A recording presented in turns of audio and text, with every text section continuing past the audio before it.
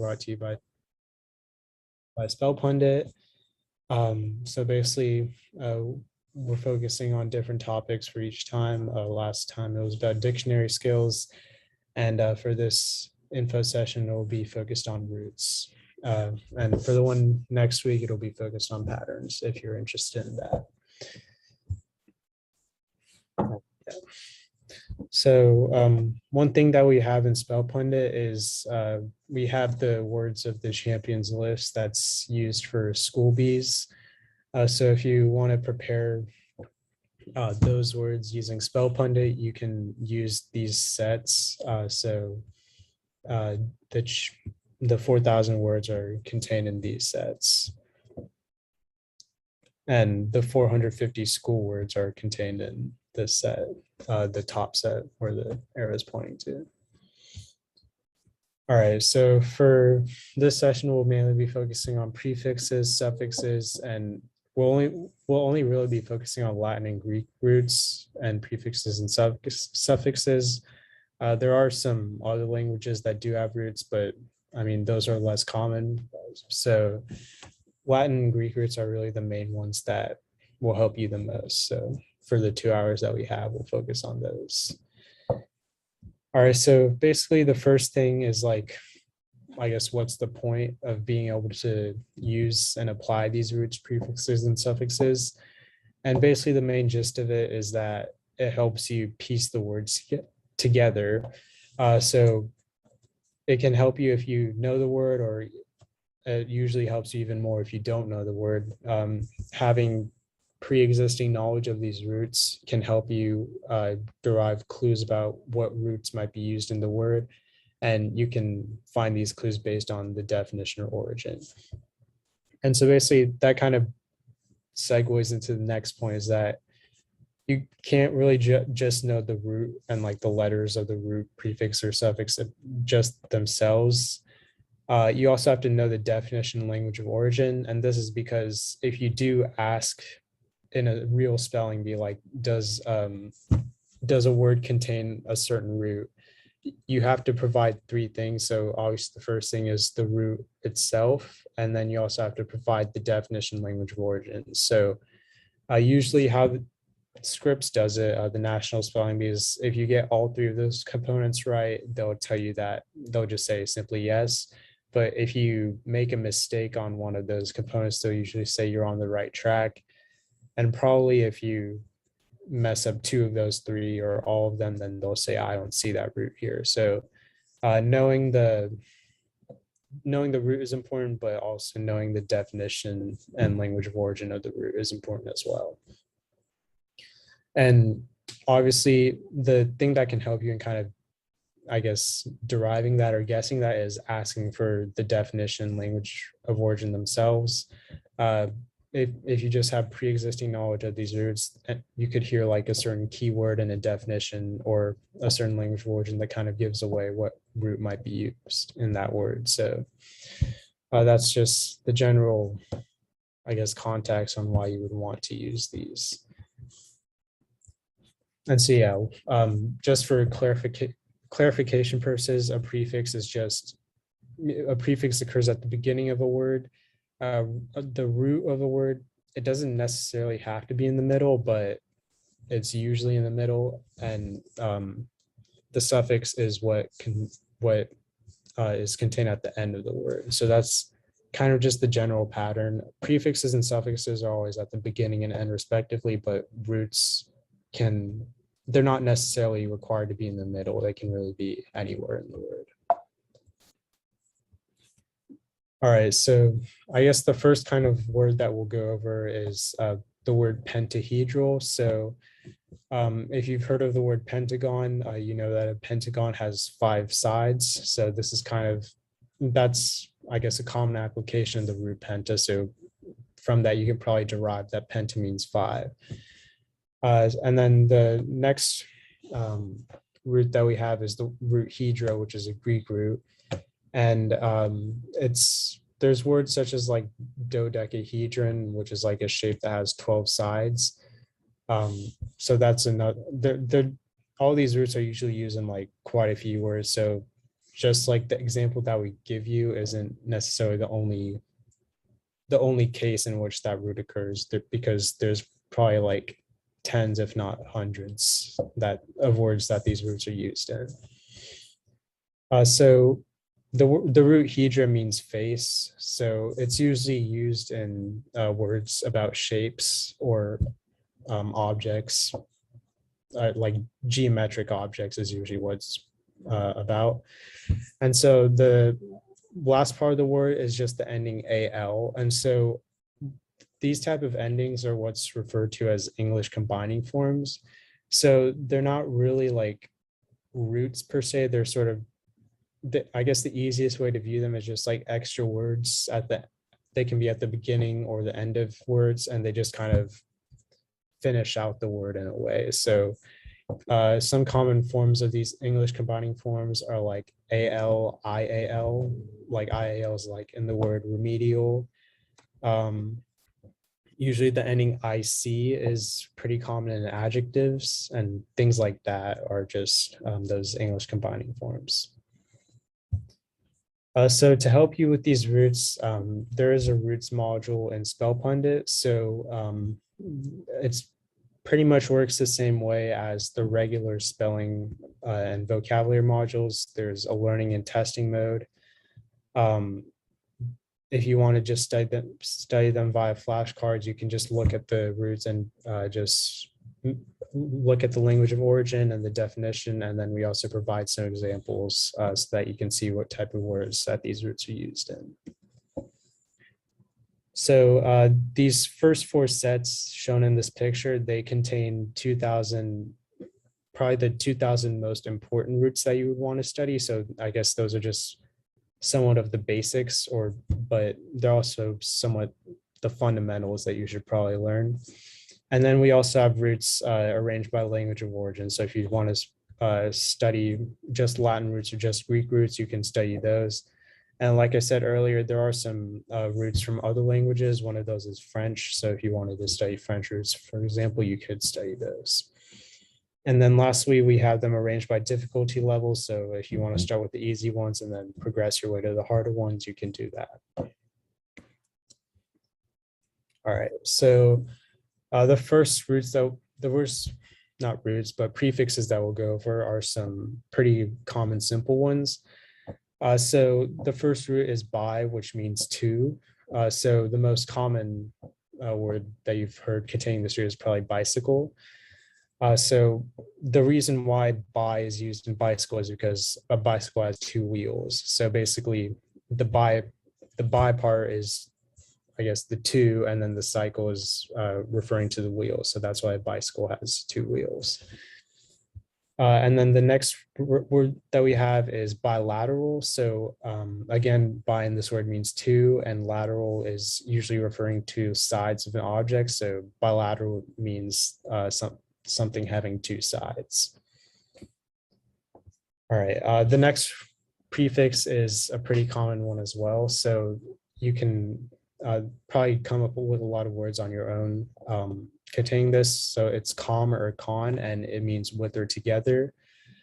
So one example off the top of my head is the word compassion. So basically it's like shared feelings with other people, and you can kind of tell where that root comes in because it's with someone else, and the meaning of com is with or together. Some other words are conjoined. So basically this means to join together. Again, the together is like the key word in there. Combine, obviously it means to mix together, and conjunction is just like combining something together. So basically all of these words have to do with just combining two objects together, and that's usually the key word that will kind of hint you as to where you might want to use this prefix. So the next one we have is dis, and so dis is usually used in front of another word, and it just means the opposite of that word. So to like something means you enjoy it, and to dislike something means you don't enjoy it. To own something means you have possession of it, and to disown something means you no longer have possession of it. And to associate with someone means you are friends with them, and to dissociate with someone means you're no longer like socializing with them. So usually the prefix dis it occurs before. If you remove dis from the word, it would probably just result in another word. So if you remove dis from dislike, it's just the word like. So dis is usually just, it's used to convert the form into the opposite meaning. And so there are actually two versions of the prefix dis. They're separate, but they have the same pronunciation, but obviously different spellings. So the second one is spelled dys, and it means abnormal. So if you, probably the examples are just easiest to learn from. So dysfunction means to have an issue in the operation of something. So it's just saying, you can kind of literally read it as just like an abnormal function, which is essentially what a dysfunction is. So the next word is dyslexia. So dyslexia is where you have trouble reading reading text or words on a board or something like that. So lexia kind of refers to like the understanding of vocabulary or just like written language. So basically this means you kind of have an abnormal understanding of that. And lastly, the last word we have is dysphoria. So basically this is kind of this particular application of dis is somewhat confusing because it almost seems like it's using the dis version, and that it's like the opposite of euphoria.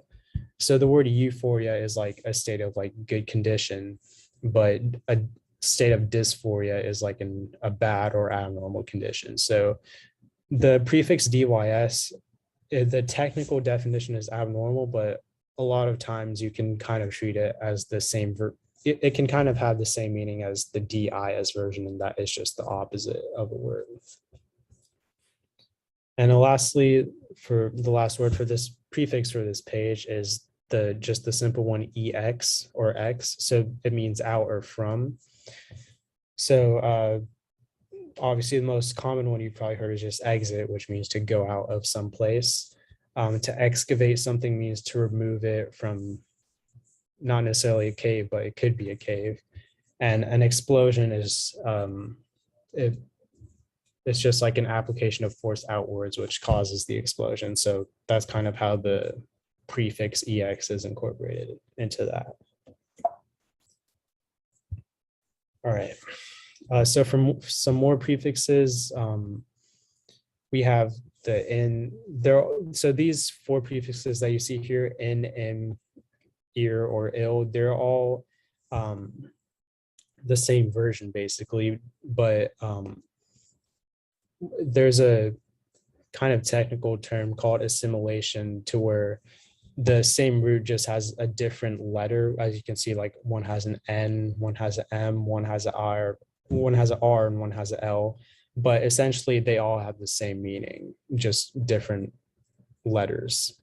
So they all mean the same thing, not. So you can probably come up with a few examples yourself. The most common ones you could probably think of are incorrect. So it's pretty similar to the dis prefix. It's not opposite, or basically the same thing. So correct means that something is right, incorrect means it's wrong. Precise means something is just right, imprecise means it's off by a little bit. When something is legal, that means it's within the boundaries of law. But if you say something is illegal, now that means it's not legal or lawful. And the last thing we have is the word irregular. So something regular is something accepted or right, but saying that something is irregular and adding this prefix means that it's wrong. All right, and so the next thing that we have is the prefix mis. So this means wrong or wrongly. So again, this is really similar to the dis and the in, ear, ill prefixes, and that is basically understood to be the opposite or just the reverse version of another word. So for all these words, you can kind of see how just if you took away the prefix, there's, I guess you could say, like a base word that would remain. So if you took away the miss from misunderstand, you would still remain with understand. Prefixes don't always work like this, but a lot of the times you can kind of see the underlying word. So obviously to misunderstand something means to interpret it correctly, but to misunderstand means to wrongly interpret it. And to judge something means to make an assumption about something, but to misjudge something means to make an incorrect assumption about it. All right, and the last one of these sort of opposite prefixes that we have is the prefix non. So again, it means not, the exact same meaning as the in or in prefix. So saying something is returnable, that means you can return it, but if it's non-returnable, then that means it's unable to be returned. And saying something is fiction means that it's made up, but saying something is nonfiction means that it's a realistic story. All right, the next one that we have is post. So post means after. So post is basically the opposite of the prefix pre. And so the prefix pre is in the word prefix. That's kind of confusing, but what pre means before. So prefix is a sequence of words that occurs in the beginning of a word. There's not really a, I think postfix is a word, but I don't necessarily know what it means. Usually the more common term is suffix. But so yeah, post just means after. So to postpone something means to put it after another event. And there are a lot of words in the dictionary where the prefix post precedes some sort of like word that refers to like an event or like an holiday or something. So basically it just means like occurring after that holiday or event. And for the question in the chat, is it possible for two prefixes or two suffixes to be in a word? And I think there's definitely some words that do. I can't think of some off the top of my head. I'm trying to think, but usually how it would work is like there's a prefix. So kind of how I was talking about, like prefixes are placed in front of like a base word that could be a word standing by itself, and then that base word would have like a prefix of its own. So I can't really think of one off the top of my head, but there definitely are. All right. Yeah, unexposed. That has on meaning not and X meaning out. All right, so like I talked about before, the word pre just means, the prefix pre just means before. So this is a really common one, is the prefix re, which means again. So something like reincarnation, where it just means being reborn. So that you can kind of see that again, or another one is, that's kind of like the key word you would hear in a definition. So obviously replay means to play it again, rewind means to go back and watch something again. So anytime you hear the keyword again, you can probably, and the word contains the re prefix, you can confidently spell it RE.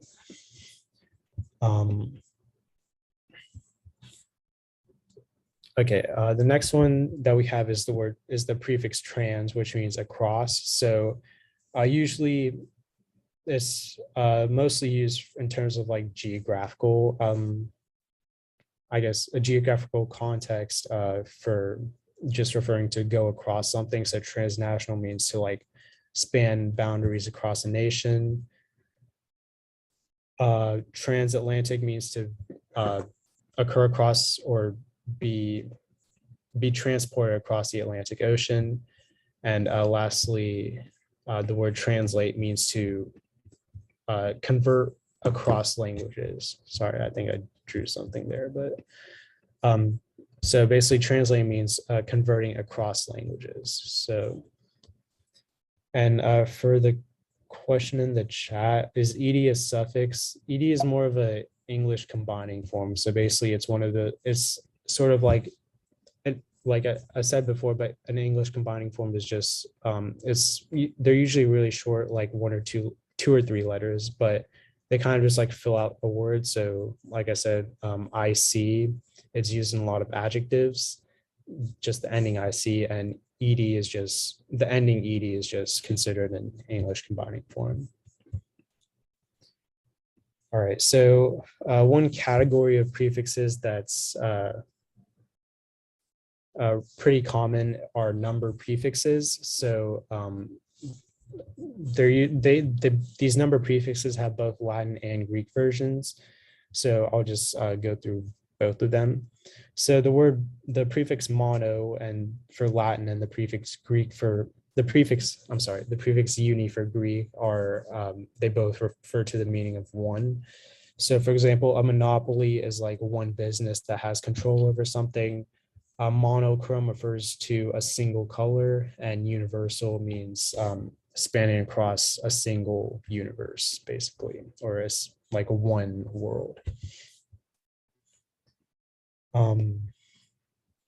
And for another example of the uni root, you could say a unicycle is a version of a bicycle with one wheel. So that's why it has the Greek root uni. For the next root that we have, so we have the Latin root die and the Greek root bi that we discussed before, but this Greek root also has different versions, which are do and duo. So all of these roots refer to the meaning two. So a dichotomy is basically where something splits into two. So you kind of have two different divisions or sections. A bicycle has two wheels.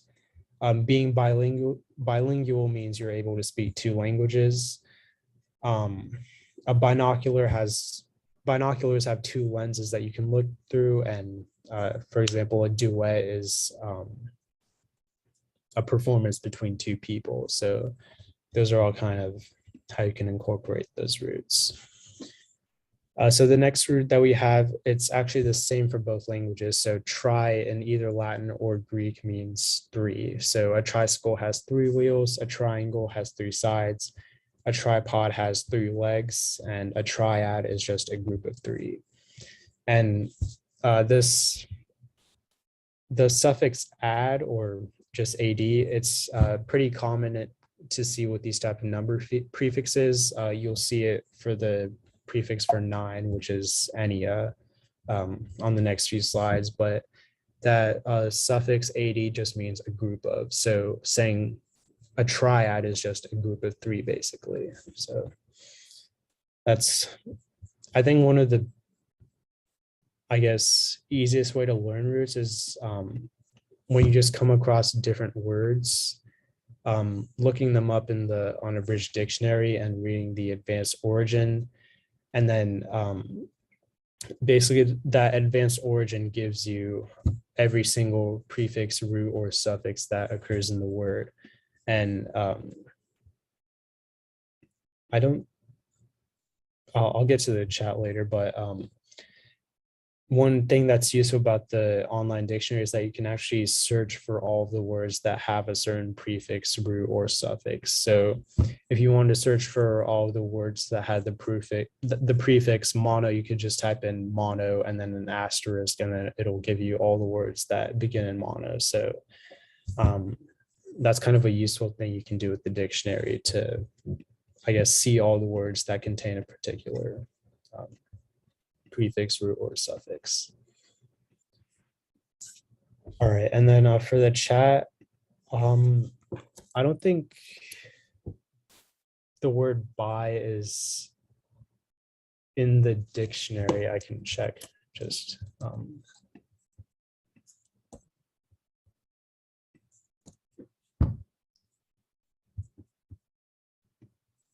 Okay, well, Yeah, I mean, it technically is, but usually in spelling bees, the minimum letter requirement for like a word to be asked is like 3 letters. So you probably won't get any 2-letter words, except, yeah, I'd say the minimum is probably 3. So, and especially for versions of the word that are just like roots like by, they probably wouldn't ask that. So, I mean, you could probably reason it out if for some reason they did, but that's not worth worrying about.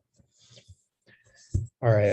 The next prefix that we have is the prefixes for four. So we have tetra, quadri, and quart. So all of these refer to four. So a tetrahedron is an object with 4 sides or faces. A quadrilateral is an object with 4 sides. A quarter is basically 1/4 of a dollar. So it's not necessarily a, so the root doesn't necessarily mean 4. It could also mean like 1/4, or 4 of these are required to make a dollar in the case of a quarter. And lastly, the word quadruple just means having a group of 4 of something. All right, so for the number 5, we have penta and quin. So a pentagon is an object with 5 sides. A quintet is a group of 5. Pentameter is a poem with 5 lines, and a quintuplicate is a group of 5, basically. So those are applications of that. And then it's pretty much the same for the rest of them. So a hexagon has 6 sides. Sexagenarian is someone between 60 and 70. Yeah, so that's kind of where the 6 part comes in. A sextuplet is a group of 6, and a hexameter is a poem with 6 lines. So for 7, the Latin version is hepta, and the Greek version is sept. So the most common use of the root sept is in September, and so it's kind of confusing because September is actually the ninth month, but when the word September was actually formed, March was the first month of the year. So if March is the first month, then that makes September the 7th month, which is why the root sept is used in September. And that's the same case for October, because when October was first formed, when the calendar was first formed, March was the first month. So if March is the first month, then that makes October the 8th month instead of the 10th month. And as you can see, you can probably tell, but octo and octa are the Latin and Greek versions. They're basically the same. There's not really a difference in between octo and octa, although it's definitely a tricky distinction, because there are a lot of words where it's kind of confusing to tell whether it's OCTO or OCTA. So I guess the best suggestion that I would have is just to use the online dictionary to see all the words that begin in OCTO, and then I just memorize them, or you can memorize the words that begin OCTA. And basically, by doing that, you can just know that if you haven't memorized it, then it begins in OCTO. So yeah, like an octagon has 8 sides. An octogenarian is a person between 80 and 90. An octahedron has 8 sides, and you get the general idea. All right, so we have the root for 9, which in Latin is non or novem, and in Greek is enia. So a nonagon has 9 sides, and like I said before, an ennead is a group of 9. And based off September and October, based on the original calendar, November was the 9th month, which is why it has the novem root. So the next one, deca, is probably a pretty common one you've heard of. So the most common application is decade. So that's the Latin version, which is deca, and then the Greek version is deci or decem.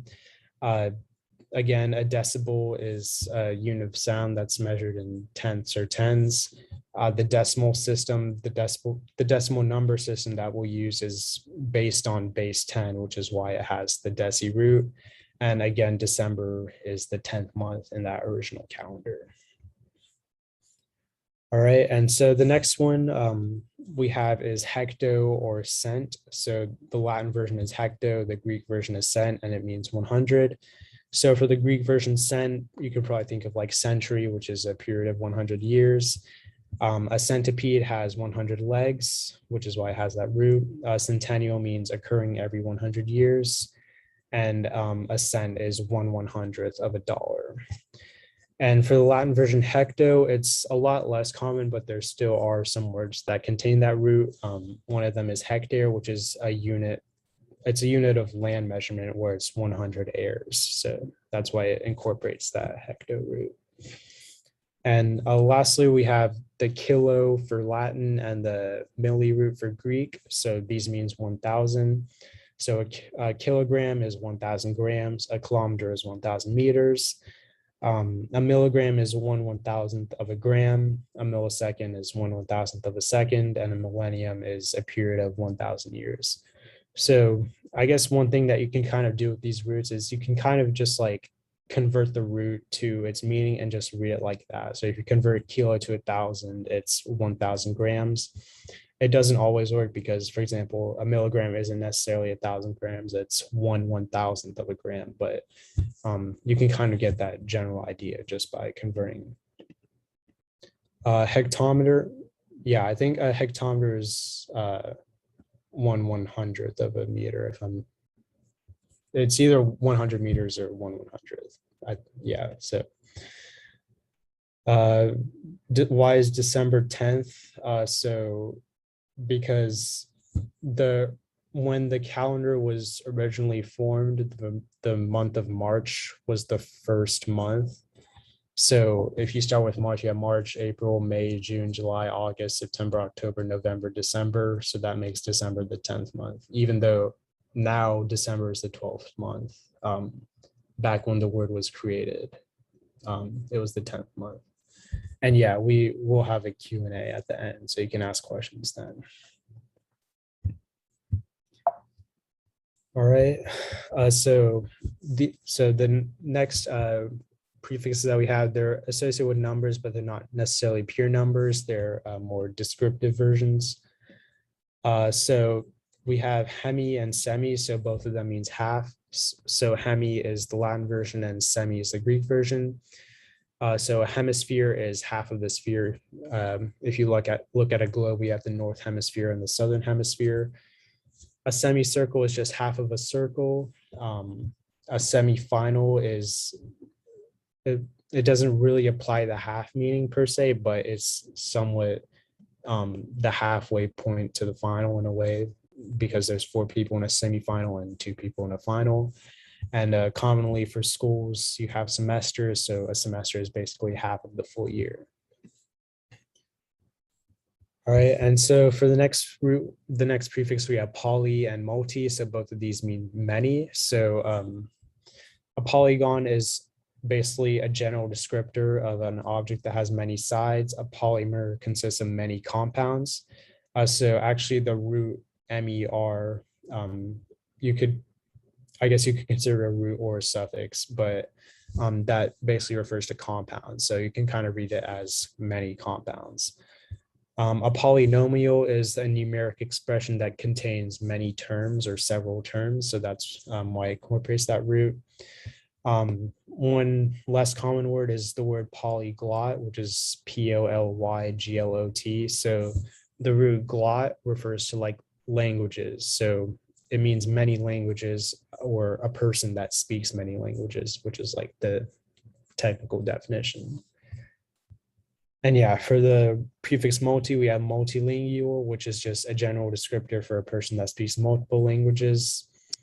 And the word multiple itself is just multiple or more than one occurrences of something. Okay, wow, we have a lot in the chat.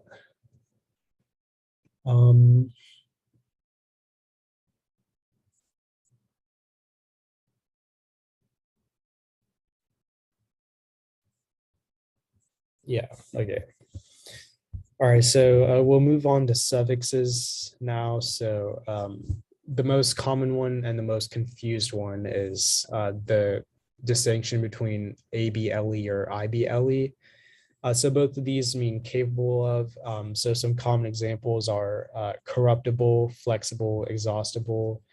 Um, there's a lot of versions you can think of, but this is definitely one of the trickiest spots for spellers because there's really no steadfast rule to distinguishing between ABLE and IBLE, because for every rule that someone's came up with, there's like plenty of exceptions that violate that rule. So one of the better ones is for this example is if the base root or the base word, if you can make it end in ION. So for example, corruption, flexion, it's not that common of a word, but it's FLEXION, or exhaustion, then it'll probably end in IBLE. That's really one of the only good rules there is, but it's not that common where you'll get a tricky version of the ABLE or IBLE word in a competition. But if you do want to make sure that you know all of those words, then probably, I guess the best approach I could suggest is just picking either ABLE words or IBLE words to memorize, just memorizing all of those, and then you know any other word that you come across and ends in the other suffix. But yeah, it's definitely one of the trickiest distinctions to make in spelling. And another thing about the ABLE, IBLE distinction is that if a word ends in, there's no words that really end in EIBLE. So if you're going to put an E before the suffix, you should always say EABLE. Something like dischargeable, when it has an E, just something like that. If you're going to put an E, just say EABLE. And in the chat, how is ER two different suffixes, even though they're spelled and pronounced the same? Yeah, so basically there's a lot of prefixes, roots, and suffixes that have multiple versions. So ER is one of them. A lot of, especially when it comes to like Greek words, Greek roots specifically, they have a lot of different versions. So yeah, if you look them up in the dictionary, they'll have a separate entry for each one of the different definitions, and they're usually a different version just means it's the same root with a different definition. So, but yeah, it's definitely something you should know, because if you were to say get one of those roots that has multiple definitions, you have to provide the correct definition, or else they won't tell you that you have the correct root. So yeah, just it's definitely one thing to watch out for, is that these prefixes can't have multiple definitions. So yeah, so for the suffix er, so if it's used in the context of a person, it's a person who does something. So a singer, a batter, designer, they all do something. So a singer sings, a batter bats, a baseball or cricket, whatever, and a designer designs.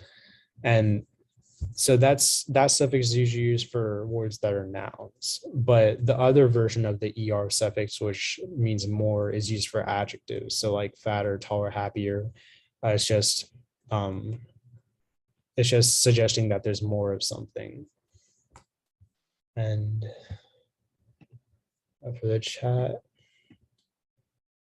yeah, so there's 2,500 ABLE words and 450 IBLE words. So if you do have to just make a guess, it's probably better to guess ABLE, just because there's more words that end in ABLE. So there's a higher probability that the word you got ends in ABLE.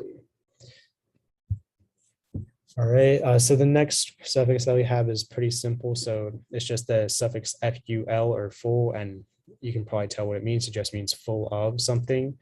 So peaceful means full of peace or marked by peace, and successful means marked by success. So um, again, this is kind of one of those deals where it's just the base word. If you remove the prefix, the suffix, my bad. If you remove the suffix, you would just end up with a word that could exist by itself. And like we talked about before, the suffix or English combining form ICALAR, you could either consider these English combining forms or suffixes. There's really not that much of a distinction between them. If you were to ask for it in a B, they wouldn't really care whether you said English combining form or suffix, as long as you get the root and definition and language of origin right. So basically what all of these mean, ICAL and AR mean relating to. So metric means relating to meter, which is, or the metric system itself. Vital means relating to life. And stellar means concerning the stars. Stel is a root for star. So stellar means relating to stars. And also stellar does have the alternate definition of being excellent, which doesn't really explicitly apply this definition, but I guess you could view it as like being in the stars as being excellent, that kind of metaphor.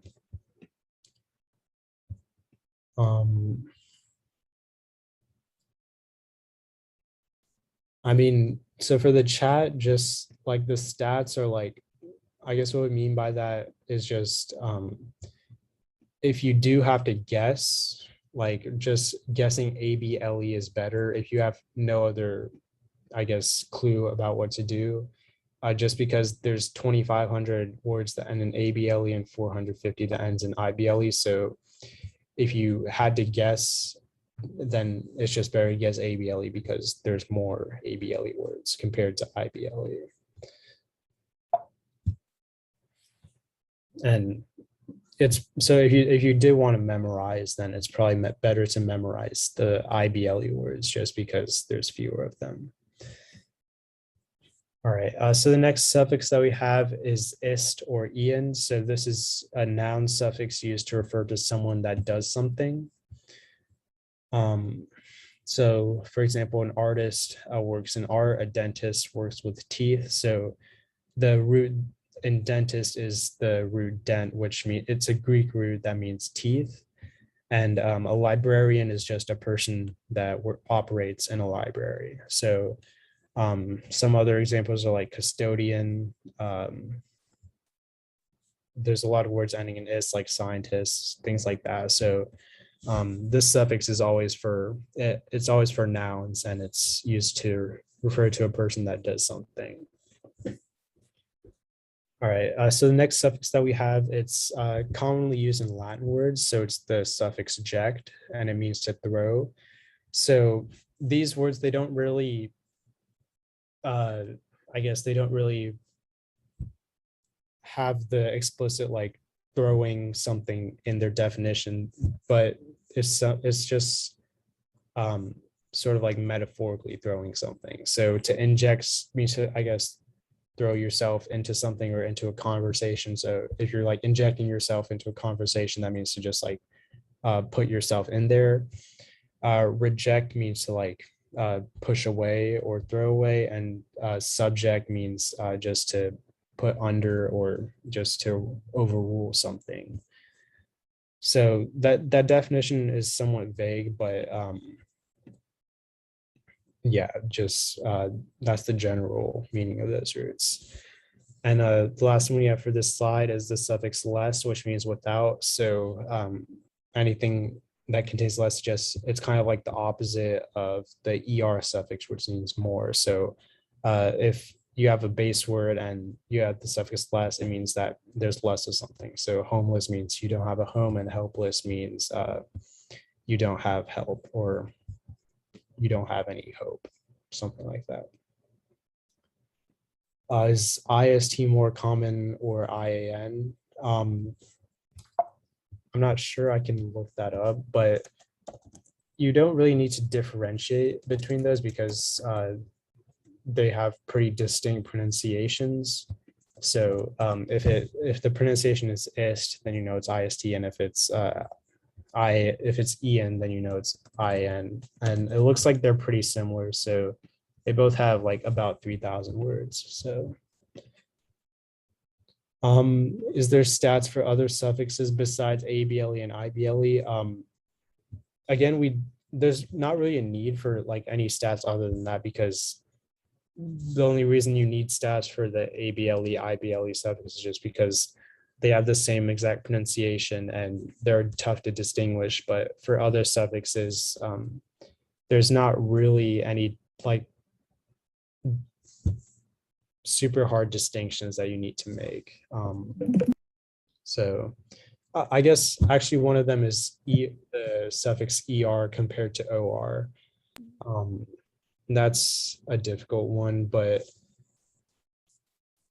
yeah, that's definitely a lot. You can't really, I guess you could collect stats on that, but it's just more difficult because there's a lot of words that end in or that don't necessarily have the or suffix or the er suffix. So yeah, I mean, it's just easier to know the suffix and when to apply it.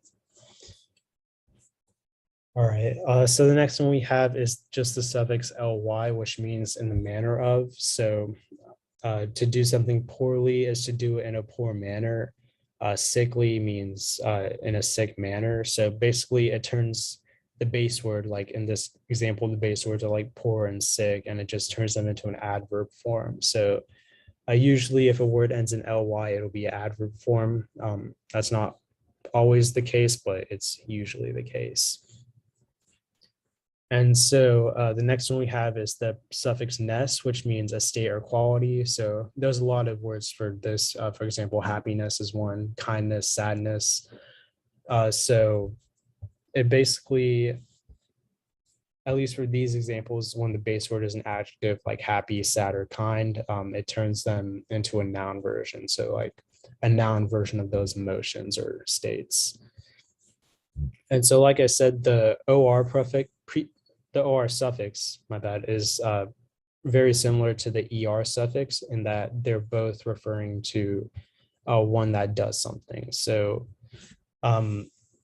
there really aren't any rules for this one. So it's just really something that you have to just know the words by heart, because there's honestly less rules than there are for the able, ible words. So something like visitor, actor, tailor, pastor, doctor, something like that. So though to distinguish between er and or for a person that does something, it's really just about memorization.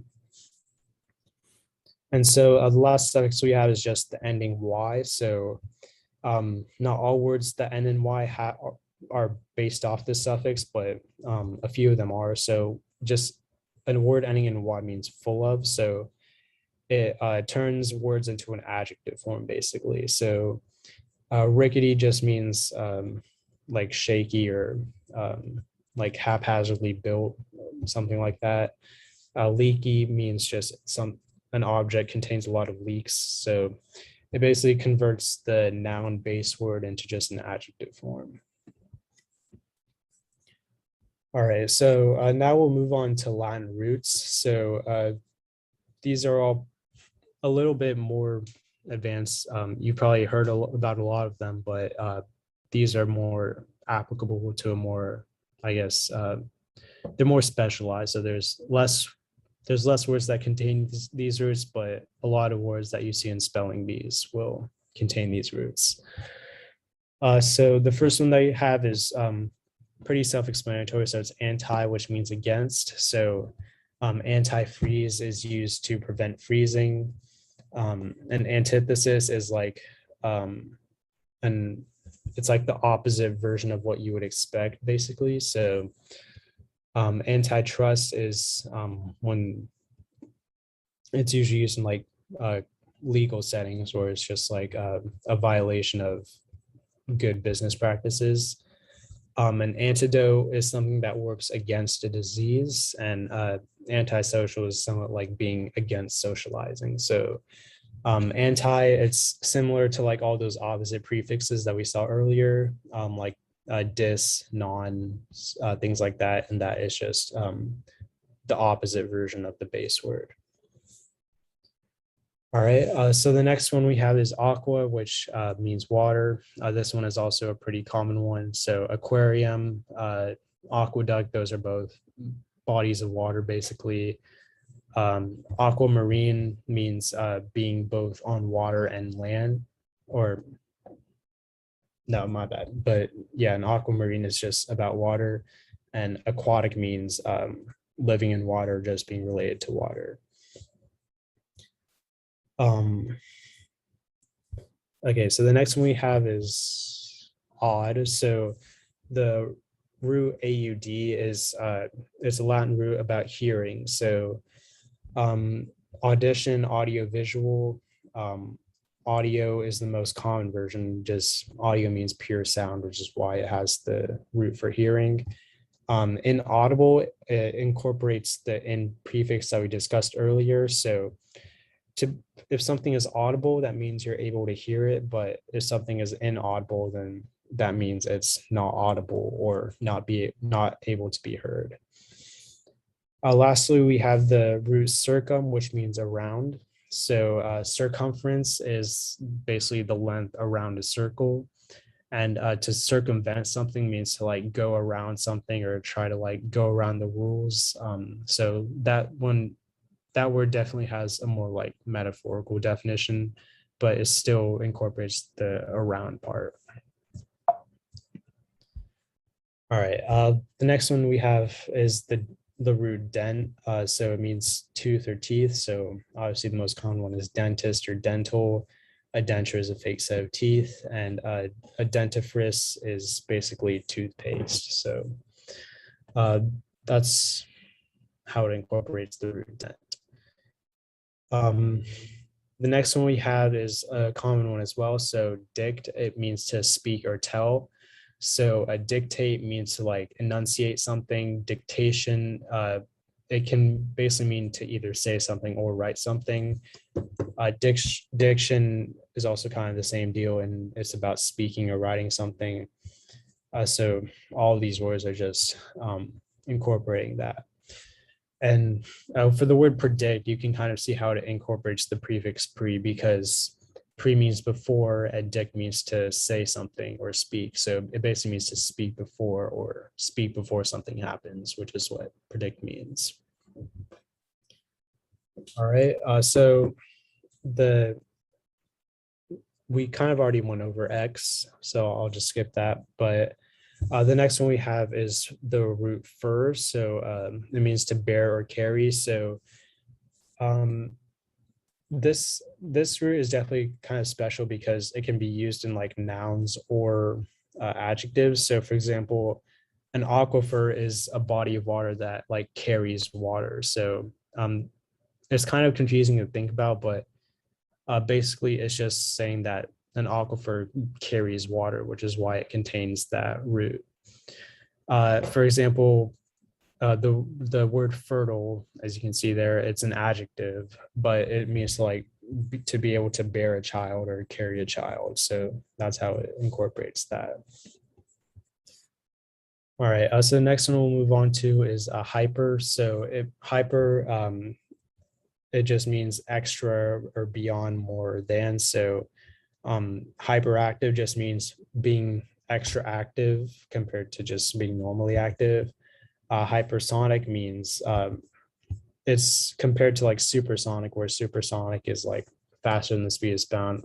Hypersonic is just like even faster. And another word is like hyperextension. So it's usually like a sports injury. So like an extension is just a normal extension, but a hyperextension means that you extended like your knee too far or something. All right, the next one that we have is just the word hypo, or the root hypo, which means under. So the most common versions of this root is in the word hypothermic and hypochondria. So to have hypothermia is it's the medical condition where your body temperature is below what's normal. So the word hypo just means like under or under that normal body temperature. All right, the next root that we have is the root intra. So this means within or inside, and basically the opposite of intra is the next root, inter, which means between. So this is definitely something to remember because a lot of words have this distinction. So intra just means inside and inter means between. So intravenous means occurring within veins, so within veins of the body. And intra-regional means occurring within a region. And so definitely the most common distinction between intra and inter is when it comes to like geography, because if you have something like intra-regional, that means it occurs within that region, but if you have something like, say, international, then that means it occurs between different nations or countries. So that's just something important to remember. All right. So the next root that we have is the root lith, which just means a stone or a rock. So a monolith is just a single stone. That's essentially all it is. So it incorporates the root mono, which just means one, and then lith means stone. So it's just a single stone. And a lithophyte, so this incorporates two roots. So obviously the first one that we have is lith, meaning rock. And the root phyte, it's a pretty common Greek root, and it just means plant. So basically what a lithophyte is, it I guess directly translates to rock plant. So it's like a plant that grows on rocks or in rocks. All right, and the next one that we have is the root ped. So ped just means foot. So there's a lot of applications of this word. A pedestrian is someone that walks on foot. A pedal is a mechanism that you use with your foot to like pedal a bicycle. A pedicure is meant like, I guess, a beauty thing for your foot. And a pedometer measures how far you've walked on foot. So that's how that root is applied. So this next root port, it's pretty similar to the root fur that we just discussed earlier, and that it just means to carry. So to transport something means to carry it across somewhere, because as we discussed earlier, trans means across and port means to carry. And so, yeah, definitely, I guess one thing I should mention is just that there's a lot of words that contain multiple roots. So like if you've ever watched the national song, like there's a few occurrences where like people have asked for like 3 roots all in the same word itself. So like obviously these are like simple examples, but there are a lot of like complex words that just contain a bunch of roots, I guess, stringed together. So there's quite a few words out there that just by knowing roots, even if you didn't know the word beforehand, you could just piece them together using like your pre-existing root knowledge, which is basically the whole point of this session. So yeah, for the root port, it just means to carry. Transport, transportation. Portage means to carry somewhere, or the act of carrying somewhere. And report is like carrying the news of something, or just a general message. All right, the next one we have is the root sub, which is very common as well. So sub means under or below.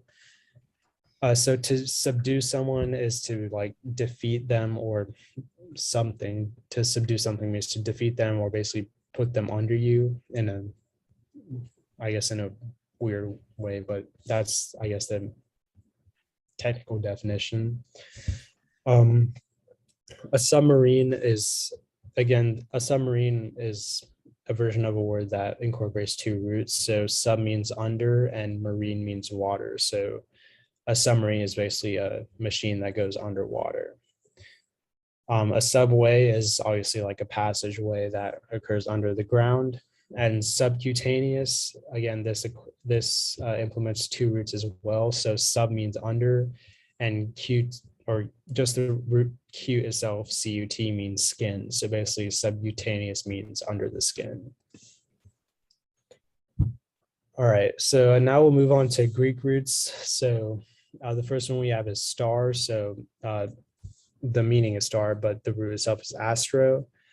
So for example, astronomy, astronaut, and asterisk. Astronomy is the study of stars and planets and things of that sort. An astronaut, the word astronaut incorporates this because an astronaut is a person who goes to outer space. An asterisk is basically shaped like a star, so that's why it incorporates this root as well.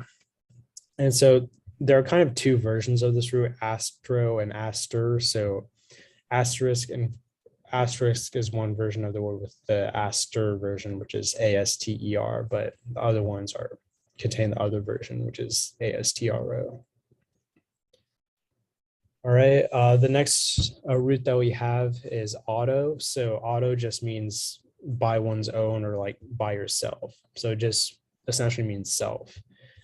So an autograph is the signature of oneself. An autobiography is a biography about oneself.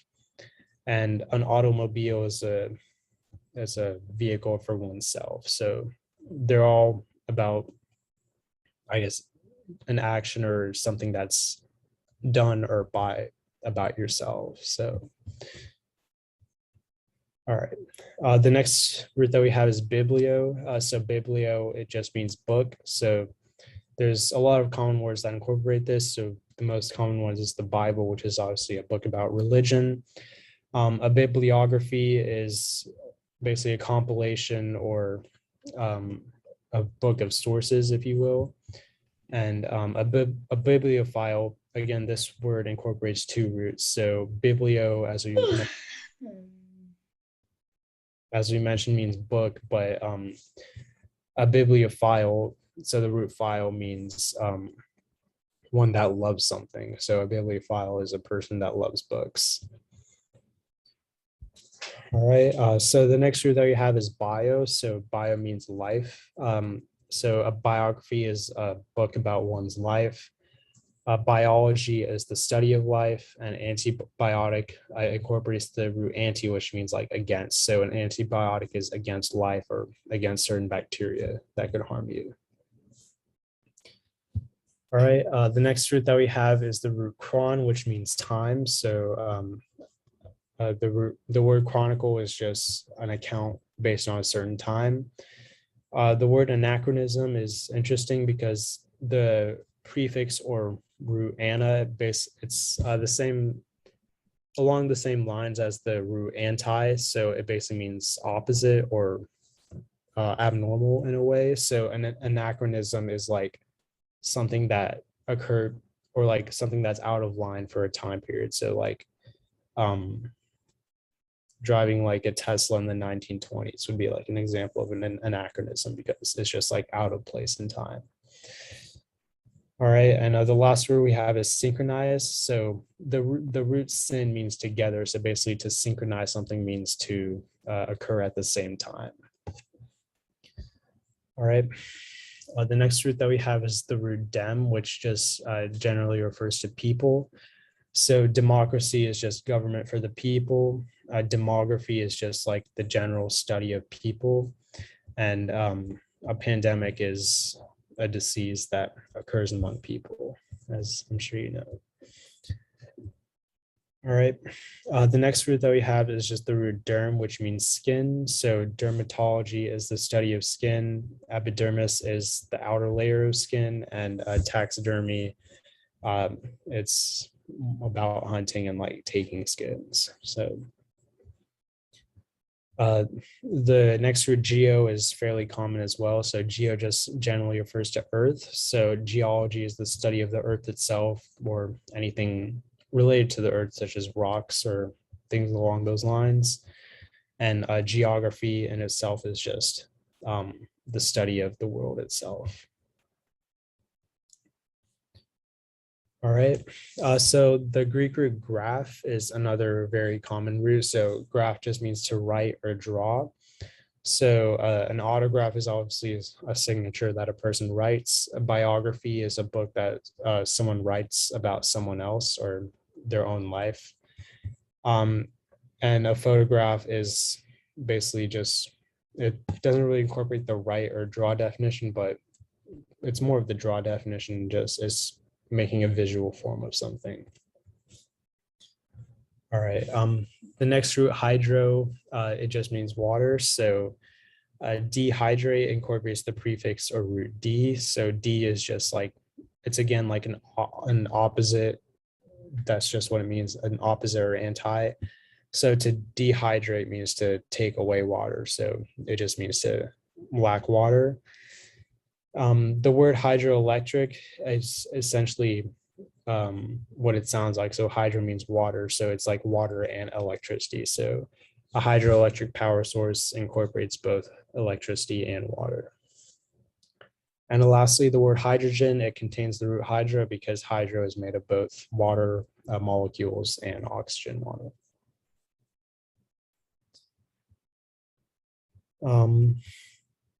The next root that we have is just the root log. So the root log in itself just means words. So logic is just making proofs within the form of words.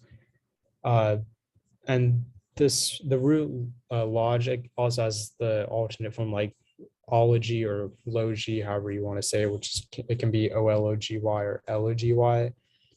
So that usually just means like the science of or the study of or something like that. So that's where you see the words geology, technology, anything like biology, things like that. That's how it incorporates just the word meaning. All right, and the next root that we have is just the root micro, which means small. So obviously a microscopic thing is something that's very small. A microscope is used to inspect small objects. Microbiology is just the study of small living things, and a microcosm is just like a small version of something. All right. For more roots, we have the root neo. So neo just means new. So neoclassic it essentially translates to new classic. Neonatal is like a newborn, and a neologism, it incorporates the lodge root that we just saw. So lodge means word and neo means new. So basically a neologism is just like a new word. That's literally what it translates to. All right, the next root that we have is ortho. So ortho means straight. So an orthodontist, it incorporates the ortho root and the dent or dont root. They're the same version. So it's essentially a person whose main job is to keep your teeth straight.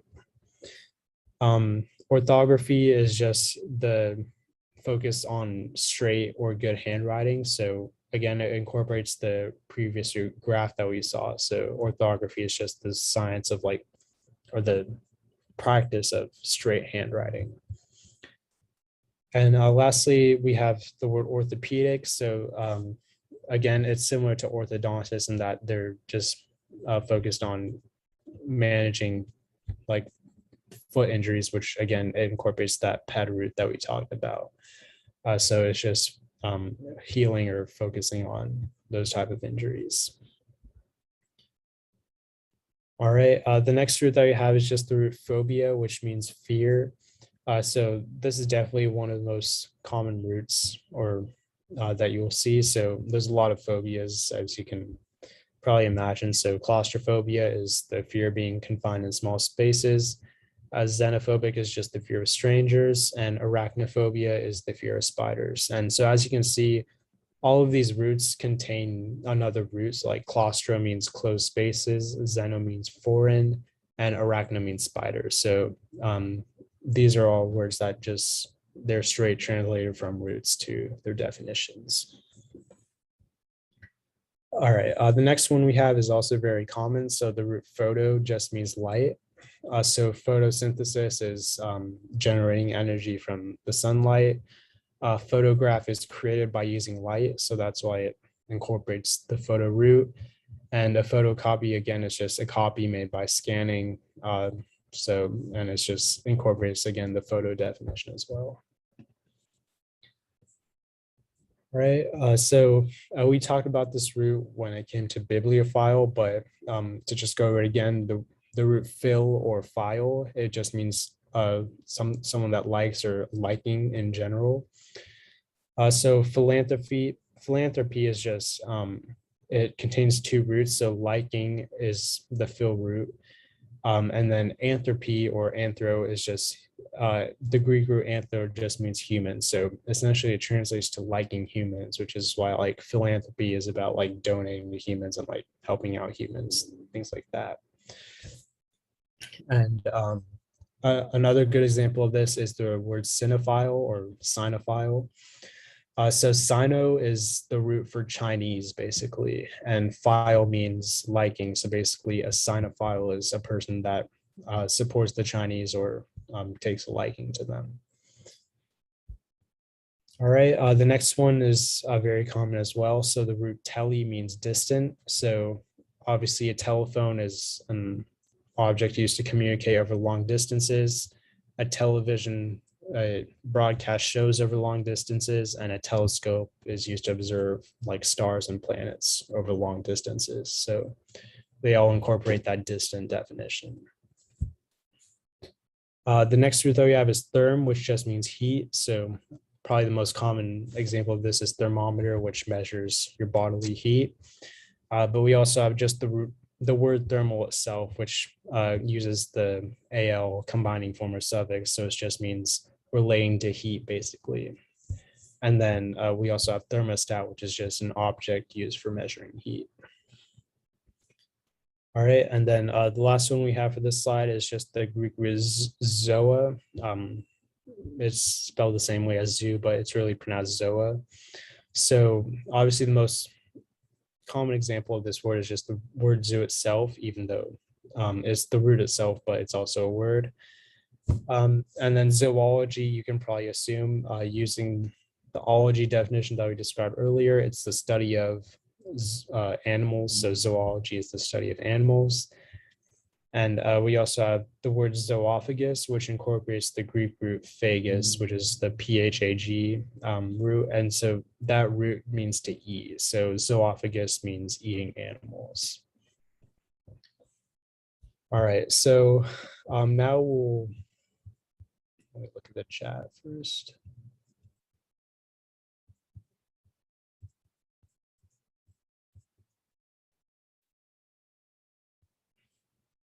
All right, yeah, so now we'll just have more of an interactive thing. So we'll have like a word, and then basically you can just type it in the chat, but what roots the word comes from, and then we'll kind of have an exercise where you can like form your own words based on definition. So it'll probably be easier if we just go through it and you'll kind of figure out. So for the word inaudible, you can put in the chat what prefixes, roots, and suffixes you think the word contains. And for the question, how come some words don't have the full root, prefix, or suffix? So yeah, it's sort of confusing to explain, but there's like this thing in English called assimilation. So basically what this means is like when you're combining, like you could say like a prefix or a root or a root and a suffix or anything like that. Basically like some letters just get like mixed up basically. So like the most common example of that was like the ear MN, which is used in inaudible conveniently. So just, yeah, it's just when you combine words and when you combine the prefixes and roots and suffixes, it's just combining from their previous language to English. And just, I guess the easiest way to explain it is that some of the letters get lost in translation. But yeah, definitely a lot of the times you'll see that words don't contain the prefix or root suffix. And yeah, so in the chat, basically everyone's saying in, odd, and ibble. So yeah, so it contains the root in meaning not. These are all Latin roots. So the Latin in meaning not, the Latin odd meaning hearing, and then the Latin ibble meaning capable of. And so obviously then inaudible means incapable of being heard. All right, and then for the next word, we have the word transport. So you can put the words in the chat.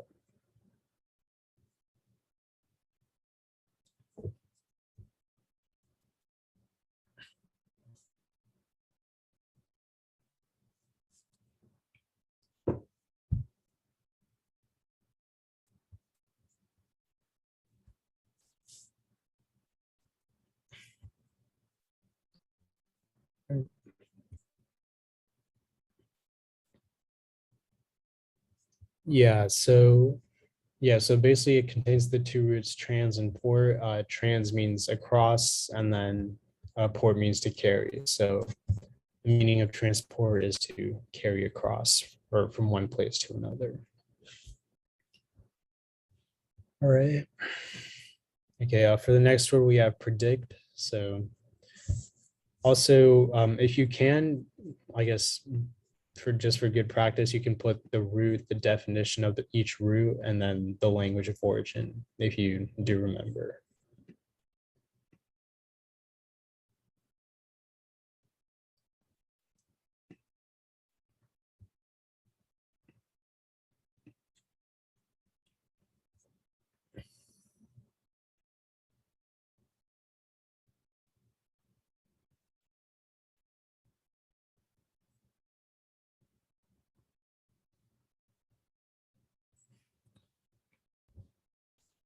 All right, yeah, so everyone's saying pre-meaning before and dig to say, so that's right.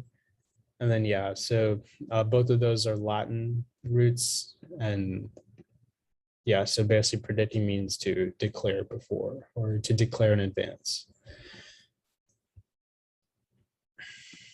All right. For the next word, we have autobiography.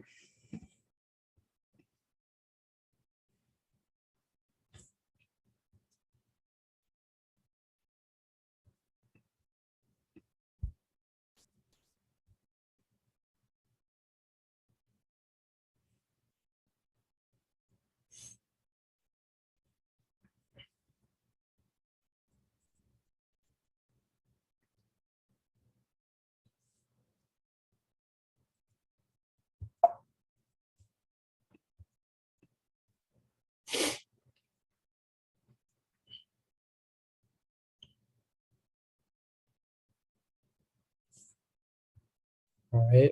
So yeah, every root in autobiography is Greek. So auto means self, bio means life, and graph means to write. So yeah, and again, every root in that is Greek. So an autobiography is just a history about one's life written by the person themselves.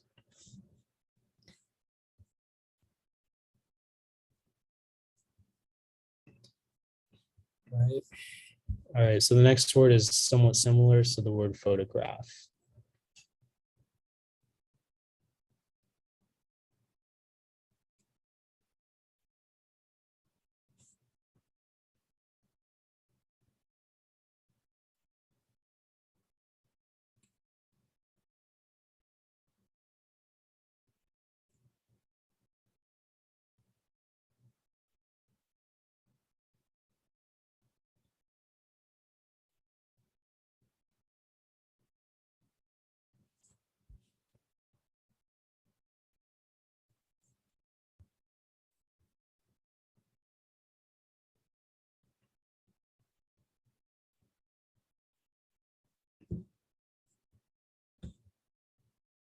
All right, yeah, so yeah, everyone's got it right. So photo means light and graph means to write or draw, and then both of these roots are Greek. So yeah, it's an image that is developed using light.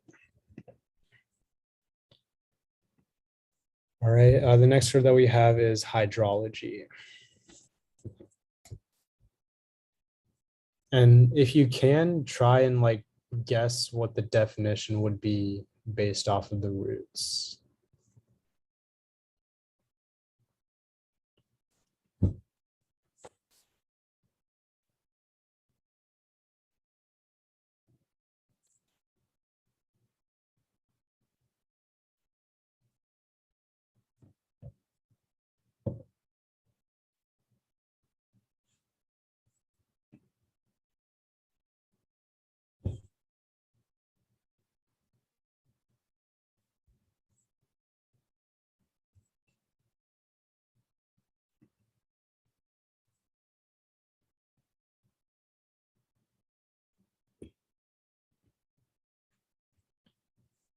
All right, yeah, so looks like most people got it. So yeah, just hydro is water.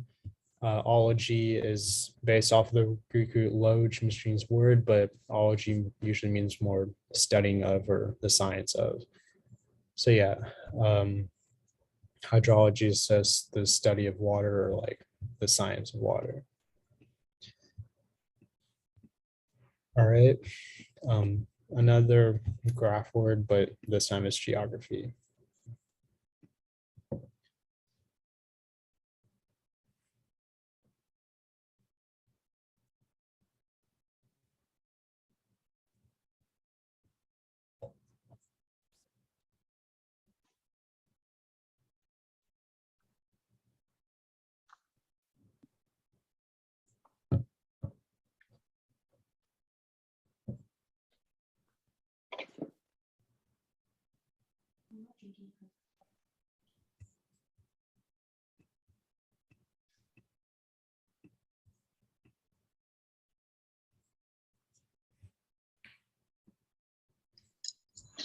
All right, so yeah, it contains the root geo meaning earth, graph meaning to write or draw, and so yeah, this one's a little bit more confusing because it's not really about writing or drawing necessarily. It's more about the study of, but yeah, I mean that's just the translation of the word into English. But for the roots itself, it looks like most people got it.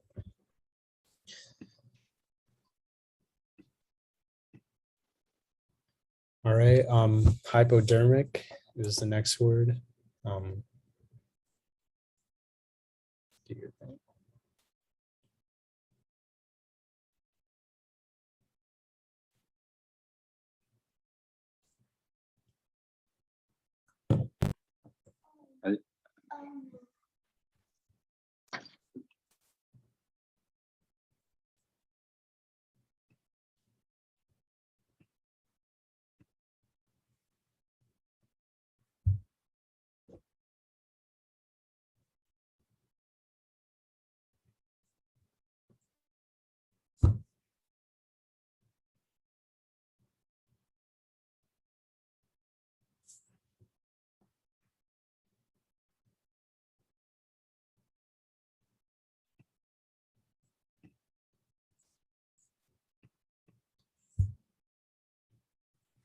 Yeah, so it looks like most people got it. So both of the roots are Greek.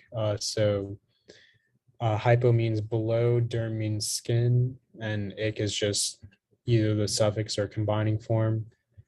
So yeah, it literally translates to just under the skin or relating to the region under the skin. And there also is a noun version of the word where it's just like a hypodermic injection is just like an injection below the skin. So yeah, anything below the skin, that's what it's about. All right, so for this next part, so we'll just give you the diacritics. You can spell the word and then put the roots that you think are in the word.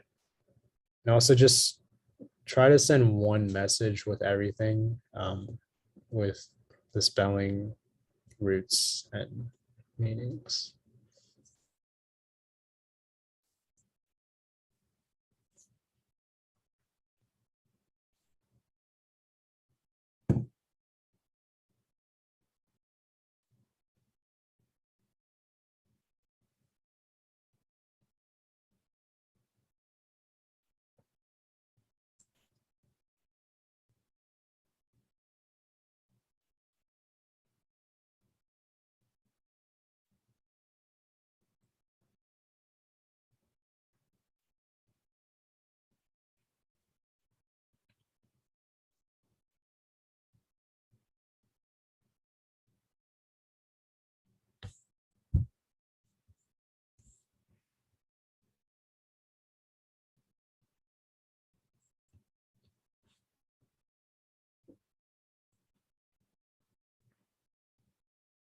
All right, so yeah, it looks like most people got it. So the spelling is antibiotic. Contains the roots anti, bio, and then the combining form ic. So anti means against, bio means life, ic means relating to or something along those lines. So an antibiotic is something that's focused on destroying or preventing certain kinds of life.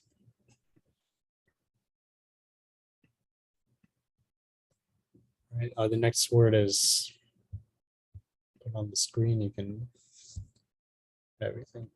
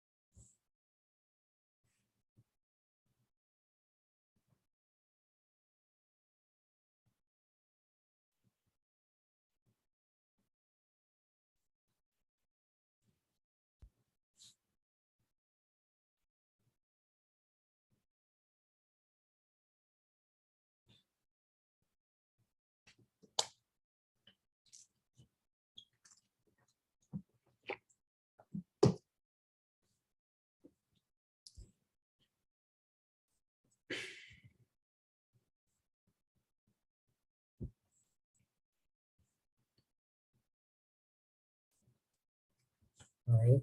It looks like most people got it. So yeah, so the spelling is Circumference. It contains the Latin root circum, meaning around, the Latin root fer, meaning to carry, and then just the combining form or suffix, and which is like the quality or the state of. And so yeah, the circumference is basically the boundary around the circle or the length of that, and then that's the spelling of the word. All right, the next word's on the screen. You can do everything.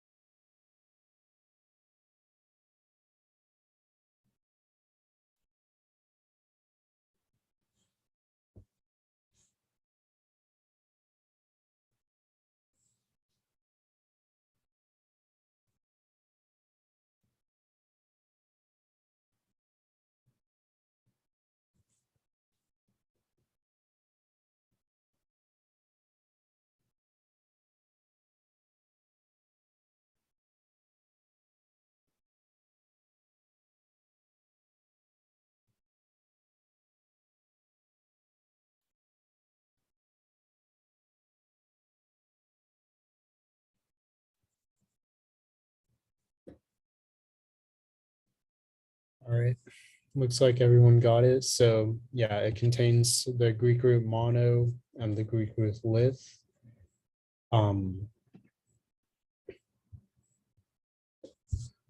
Yeah, so a monolith is just a single great stone. And the spelling is monolith.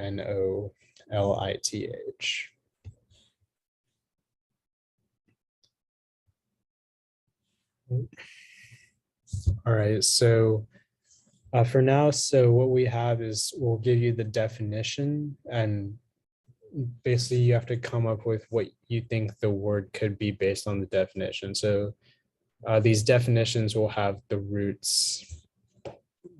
All these definitions will have roots that we've discussed, but it's up to you to think about what the word could be.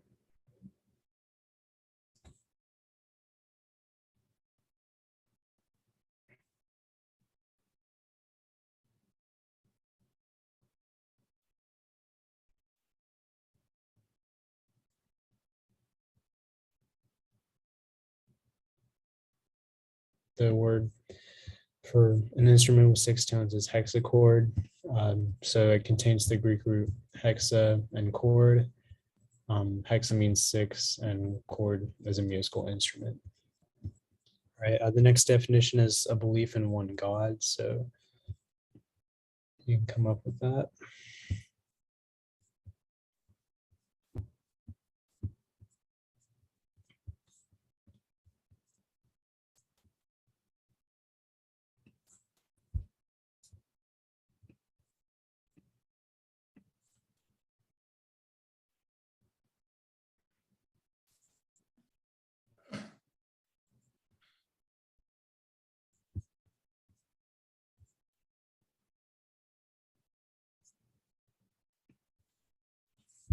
So yeah, it looks like most people got it.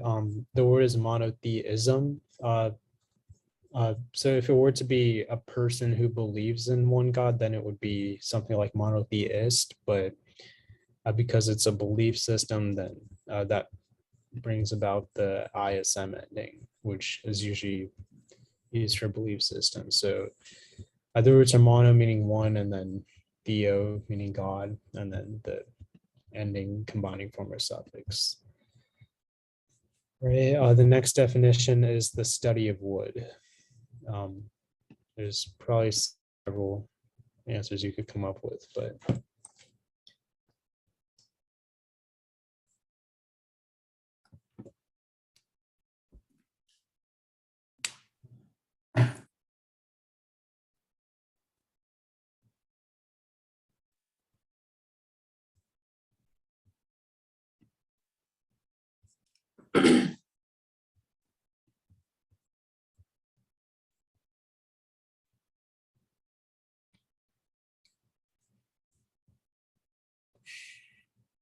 all right. Yeah, it looks like most people got it. So the two roots are for wood, the root is xylo, and then for study of it's just ology. So the word is xylology, and those are the roots. All right. Sorry. The next definition is a plant that lives with little water. Um,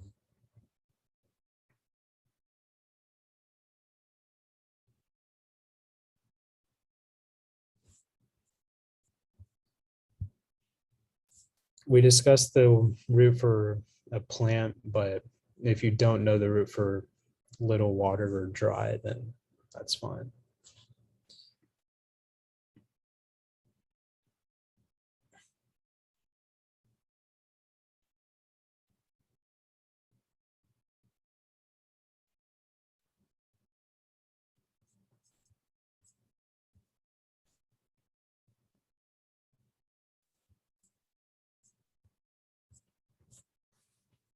All right. Okay, it looks like most people got it. So yeah, the correct. So the root for dry is zero, which is xero, and then the root for just a simple plant is just fight. So combining those gives you zero fight. And even though hypoaquaphyte isn't a word that technically would make sense given the roots, so it works. So yeah, the roots are just zero and fight. Okay, so for the next definition, we have living at sea.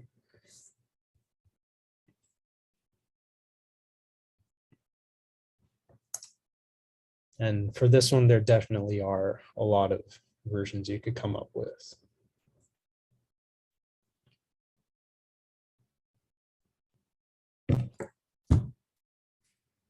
So the one in the chat, this one starting with M, that's technically right, but think about a root starting with a P.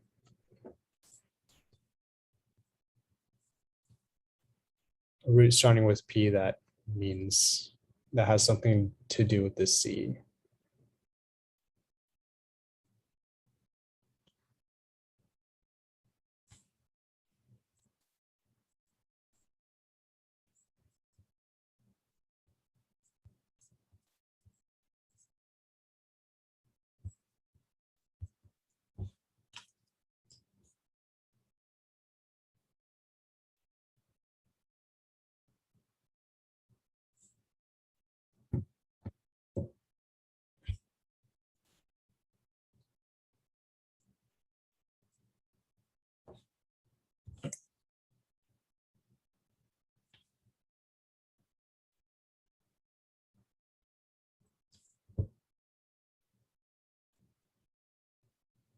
Right, so this one was kind of tricky because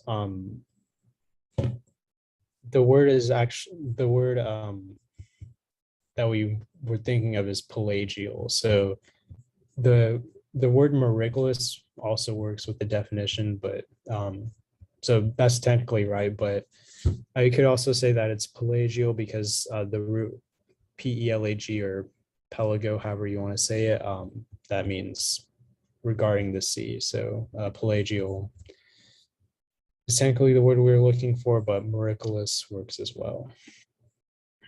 Those are the roots. All right. The next definition that we have is less than real.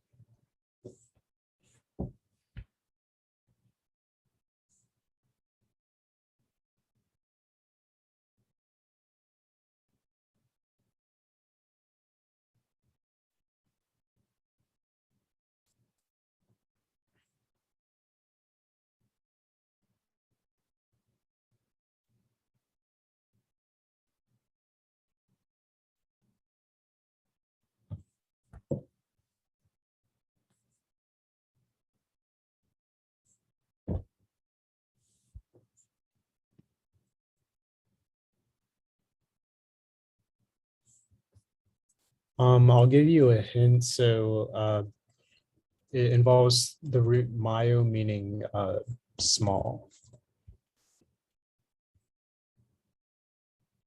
So that's the first part of the word. The second part is you have to think about it, I guess.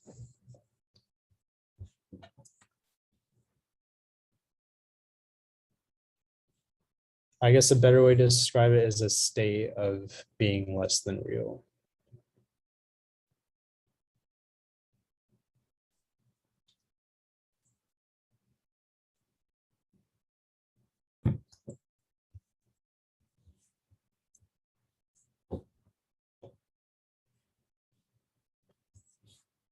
All right, so the word itself is actually meiosis. So meiosis has a definition that you're probably thinking of, which is about the cells splitting, but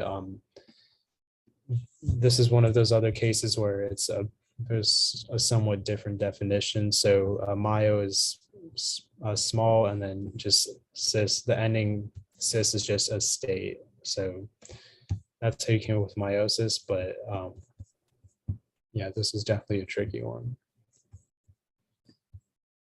All right.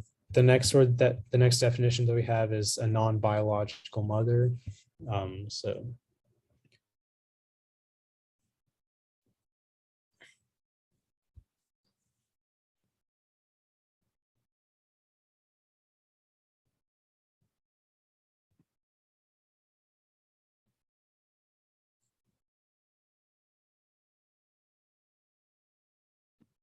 the word itself has the word mother in it. So think about that. It's not a surrogate. And it's not stepmother. I guess for a hint, the literal translation is other mother. So think about that.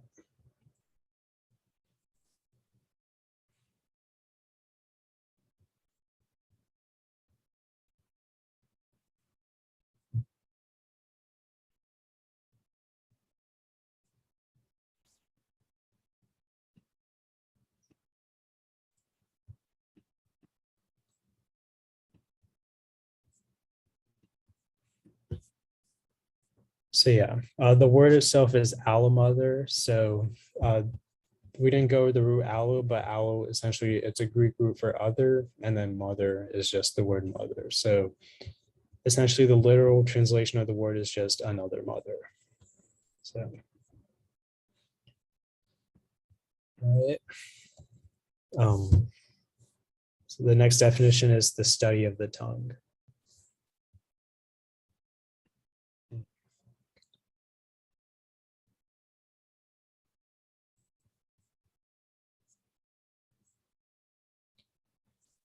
And yeah, it looks like most people got it. So the word is glossology. It just contains the root glosso and ology, glossal means telling, ology means study of.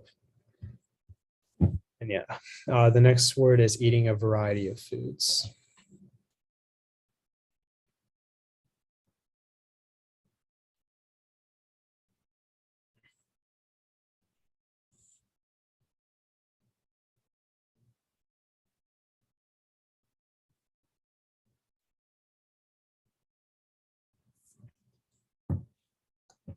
So omnivorous is technically correct. I guess another way to rephrase it, think about eating a broad variety of foods. The keyword is broad.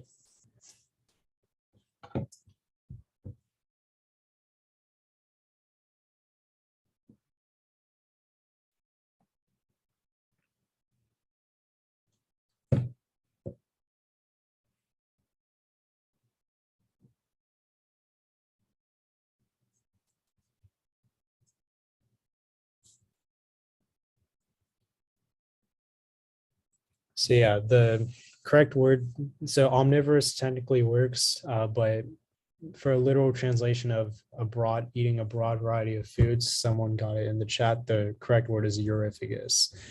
So the root uri itself, it's a Greek root that just means broad, and the root phagus means feeding on. So again, omnivorous does work, but euryphagus is what we're looking for.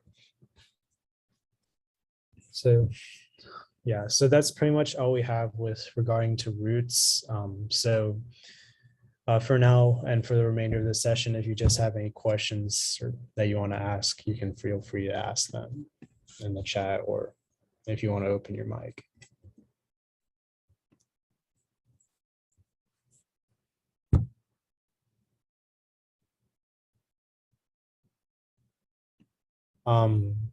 Technically ends at 6. We can go over. So for diacritics, I've seen the diacritic schwa, and I've seen that there are like schwa by itself and also schwa with like a dot on top of it, and I know the difference between those two, but what are the difference between the schwa with a macron and the schwa with an umlaut? Yeah, so the schwa with a macron, I think both of them, I'm sorry, I forgot, but both of them, they're like a slightly different version of the schwa. Like they're more of like a sound. Like I don't know how to write it phonetically, but that's just the sound that they make. So like a regular schwa is just like the sound, but a schwa with a macron or a schwa with the umlaut, I think they usually both make just the sound.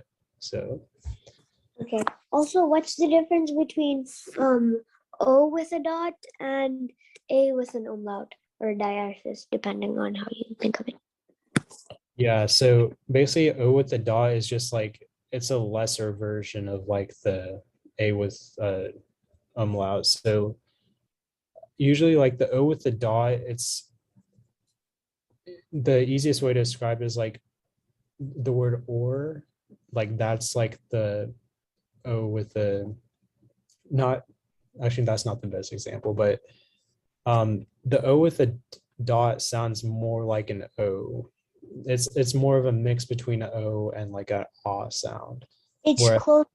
So it sounds like, so basically what you're saying is it sounds like A with an umlaut, but it's just a little bit more slightly related to the O. Yeah, basically. And then the A with an umlaut is like a pure like ah sound. Okay. Yeah. Thank you. Yeah, I think you got it.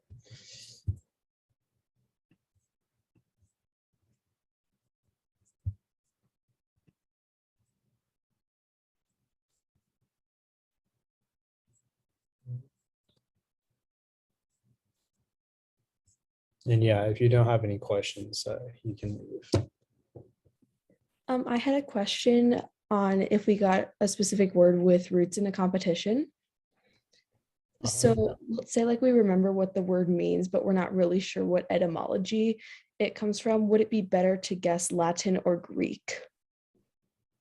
Honestly, like you can just guess both. Like if you can say Latin, and then if they say that's incorrect, you can just guess Greek because you have unlimited guesses. So yeah, you can that's kind of like, I guess, a loophole is like if you don't know the language of origin, just ask for both Latin and Greek, and they'll have to answer yes to one of them if it is indeed Latin or Greek. Okay, thank you. Yeah.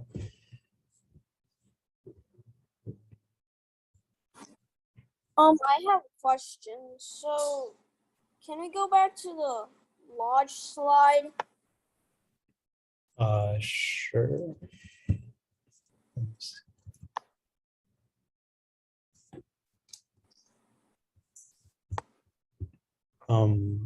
What specifically about it, I guess? Like, so for technology, lodge means word, but ology means the study of. So how do we know which one to use? If a word contains like the ology, like biology or geology, just ask if it contains ology, meaning the study of. But if it's just like logic or it just contains the log, then that's when you should ask for log, meaning word. But yeah, just whichever one is present in the word, that's just what you ask for. So does that make sense? Like if it contains ology, then ask for ology, but if it doesn't, then just ask for the simple lodge meaning word. Okay, thank you.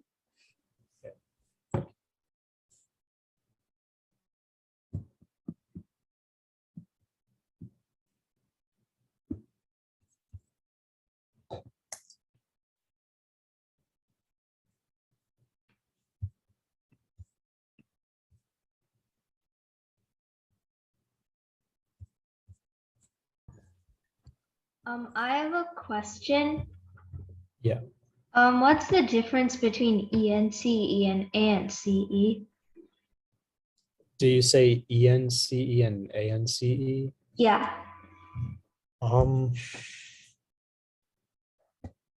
Yeah, I think that's hard to distinguish.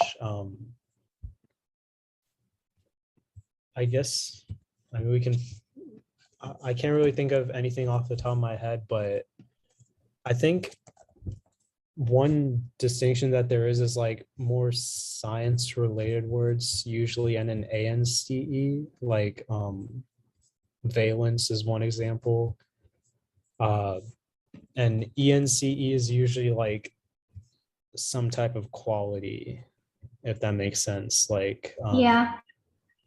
yeah, I think that's just the best way to describe it. There's just really not any good way to differentiate them. Mm-hmm. Okay.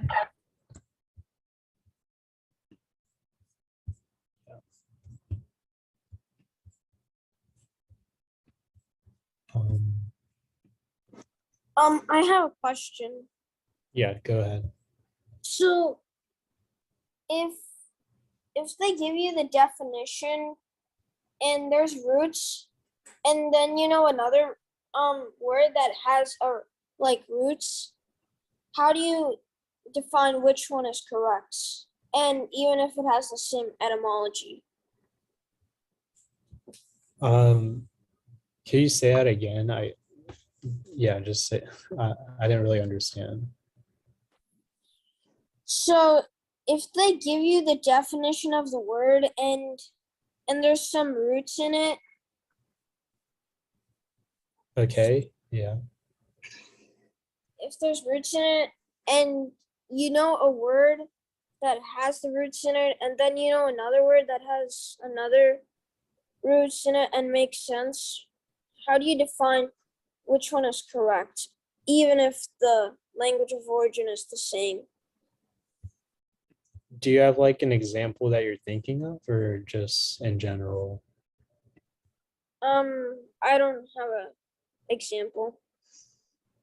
Well, I mean, I guess like, are you asking like if a word has, I mean, there's a lot of words share the same roots, but there's just like different words. Like there's no words that contain the same roots and the same pronunciation. So like, I mean, they'll just be like inherently different words, even if they share the same roots, because like,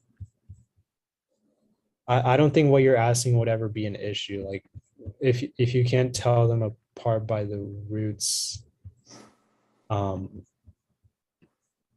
they'll probably have a different pronunciation that you can differentiate them based on.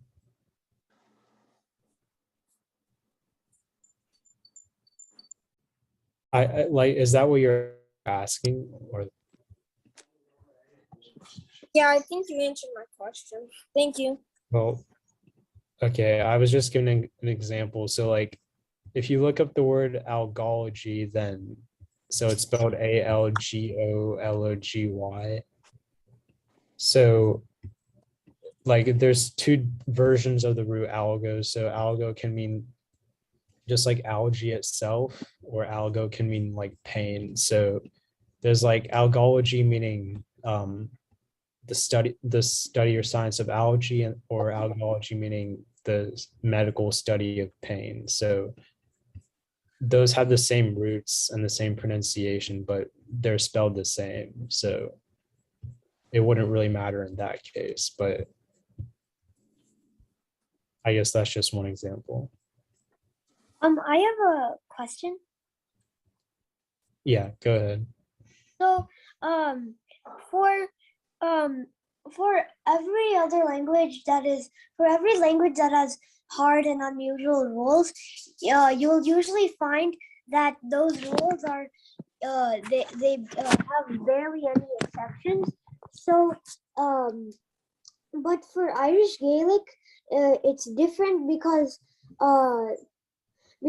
leish, for example, for example, leish is because for example this is leish, and then those and then the word port leish, and then for the word port leish, it's like this. So how do you so for Irish Gaelic, how do you memorize the rules, or do you just have to like memorize each and every word? I think the reason that, well, for Portlash, let me look it up. Because the main thing is like the word laish itself, like LAOIS, it has an alternate spelling of LAOIGHIS. So yeah, I mean Portlash, it adds an extra E to the end, but I guess that's the only difference there really is, because But but yeah, I mean, there's uh, really no rules for that. I mean, so yeah. we just have to memorize every rule. I mean, not every rule, every like word. Yeah, I mean, when it comes to like the stranger languages like Irish Gaelic and like the Latin American languages, or just like the native words, it's, yeah, there's really only memorization that you can do. Because yeah, like Latin and Greek, there's a lot of rules, but for like the more, I guess, rare languages, there's obviously just less rules because there's less words. So you just have to memorize them. Okay, thank you.